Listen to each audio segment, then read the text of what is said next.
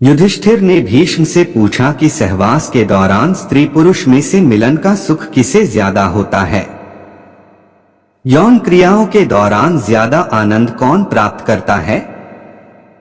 भीष्म ने उत्तर दिया, इस सवाल का उत्तर देना कठिन है जब तक कि स्त्री और पुरुष दोनों का अनुभव किसी को एक साथ ना हो। फिर भीष्म ने कहा, युधिष्ठिर, तुम्हारे इस प्रश्न का उत्तर भंगस्वाना और सकरा की कथा के जरिए ही दिया जा सकता है। अपने सवाल का जवाब पाने के लिए यह कथा सुनो। बहुत समय पहले भंगस्वाना नाम का एक राजा रहता था। वह न्यायप्रिय और यशस्वी था, लेकिन उसके कोई पुत्र नहीं था। पुत्र की चाह में उस राजा ने अग्निष्टुता अनुष्ठान किया।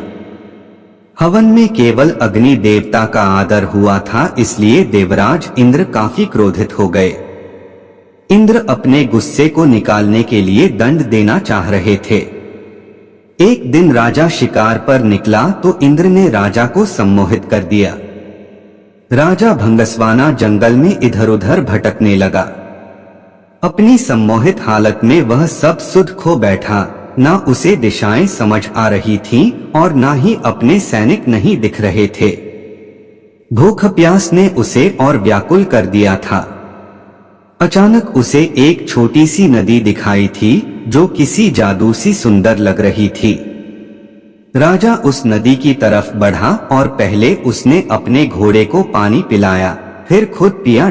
जैसे ही राजा नदी के अंदर प्रवेश की, पानी पिया, उसने देखा कि वह बदल रहा है। धीरे धीरे वह एक स्त्री में बदल गया। शर्म से बोझल वह राजा जोर जोर से विलाप करने लगा। उसे समझ नहीं आ रहा था कि ऐसा उसके साथ क्यों हुआ। राजा भंगस्वाना सोचने लगा, हे प्रभु, आदमी से औरत बन जाने के बाद मैं राज्य की जनता को क्या मुंह दिखाऊंगा? मेरे अग्निष्टुता अनुष्ठान से मेरे 100 पुत्र हुए हैं, उनका सामना कैसे करूंगा? क्या कहूंगा? मेरी रानी महारानी जो मेरी प्रतीक्षा कर रही हैं, उनसे कैसे मिलूंगा? मेरे पौरुष के साथ साथ मेरा राजपाट सब चला जाएगा। स्त्री के रूप में जब राजा वापस पहुंचा तो उसे देखकर सभी लोग हैरान रह गए। राजा ने सभा बुलाई और फैसला सुनाते हुए कहा कि वह अब राजपाट छोड़कर बाकी जीवन जंगल में बिताएंगे। ऐसा कहकर वह राजा जंगल की तरफ प्रस्थान कर गया। वहां जाकर वह स्त्री रूप में एक तपस्वी के आश्रम में रहने लगी, जिनसे उसने कई पुत्रों को जन्म दिया।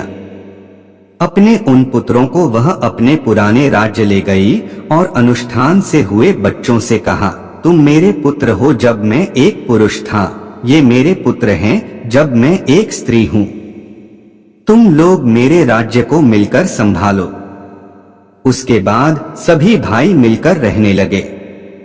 सबको सुख से जीवन व्यतीत करता देख देवराज इंद्र को गुस्सा आ रहा था। उनमें बदले की भावना फिर जागने लगी। इंद्र सोचने लगा कि राजा को स्त्री में बदलकर मैंने उसके साथ बुरे की जगह अच्छा कर दिया है। ऐसा कहकर इंद्र ने एक ब्राह्मण का रूप धरा और पहुंच गया राजा भंगस्वाना के राज्य में। वहां जाकर उसने सभी राजकुमारों को भड़का दिया।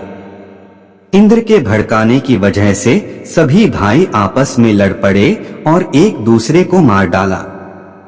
जैसे ही भंगस्वाना को इस बात का पता चला, वह शोकाकुल हो गया।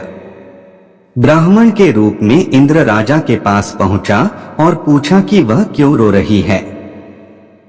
भंगस्वाना ने रोते रोते पूरी घटना इंद्र को बताई तो इंद्र ने अपना असली रूप दिखाकर राजा को उसकी गलती के बारे में बताया। इंद्र ने कहा, क्योंकि तुमने सिर्फ अग्नि को पूजा और मेरा अनादर किया, इसलिए मैंने तुम्हारे साथ यह खेल रचा। यह सुनते ही भंगस्वाना इंद्र के पैरों में गिर गया और अपने अनजाने में किया अपराध के लिए क्षमा मांगी। राजा की ऐसी दयनीय दशा देखकर इंद्र को दया आ गई। इंद्र ने राजा को माफ करते हुए अपने पुत्रों को जीवित करवाने का वरदान दिया।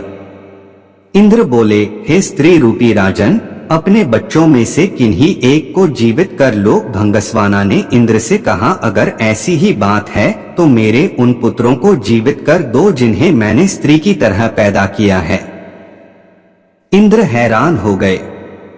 ने इसका कारण पूछा तो राजा ने जवाब दिया, हे इंद्र, एक स्त्री का प्रेम एक पुरुष के प्रेम से बहुत अधिक होता है, इसीलिए मैं अपनी कोख से जन्मे बालकों का जीवन दान मांगती हूँ।